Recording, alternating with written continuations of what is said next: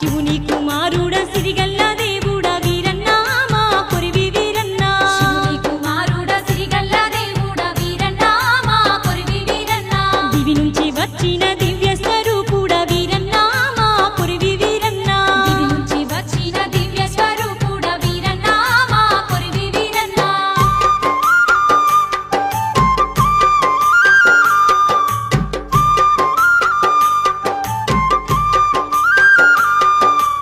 ఎంత గొప్ప దేవుడవయ్యా వీరన్నా మా కొరివి వీరన్నా మమ్మేలే మాయన్నా.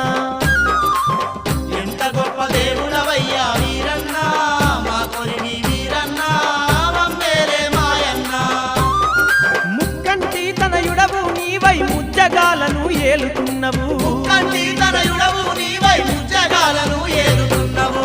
ఎంత గొప్ప దేవుడవయ్యా వీరన్నా మా కొరివి వీరన్నా మమ్మేలే మాయన్నా.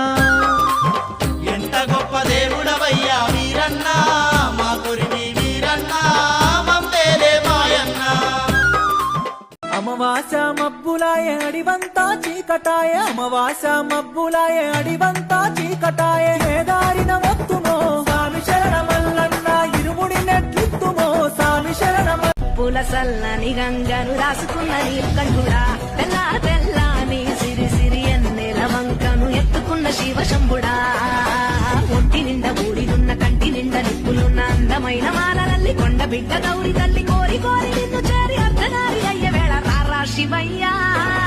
3 నేత్రాలతో కోరమీసాలతో 10 చేతులతో ఉన్న వీరభద్రుడి ఆలయం మన హైదరాబాద్ నుంచి జస్ట్ 200 కిలోమీటర్స్ దూరంలోనే ఉంది. ఎంతో మహిమ కలిగి ఉన్న వీరభద్రుడి దర్శనం కోసం భక్తులు ఎంతో దూరం నుండి వస్తారు. ఈ దేవస్థానం 9వ శతాబ్దంలో భీమరాజు అనే రాజు నిర్మించడాన్ని చరిత్రలో ఉంది. స్వామివారు భద్రకాళి సమేత వీరభద్ర స్వామిగా కొలువై ఉన్నారు. అనారోగ్య సమస్యలతో క్షుద్రశక్తి బాధలతో ఉన్నవారు తడిబట్టలతో గుడి చుట్టూ ప్రదర్శనలు చేస్తారు. అలా వీరభద్రుడిని దర్శించుకుని ఆలయ ప్రాంతంలో నిద్ర చేస్తే సమస్యలు అన్ని తీరిపోతాయని ఇక్కడ వాళ్ళ నమ్మకం. ఈ ఆలయానికి మీరు కూడా రావాలనుకుంటే మహబూబాబాద్ జిల్లా కురివి మండలం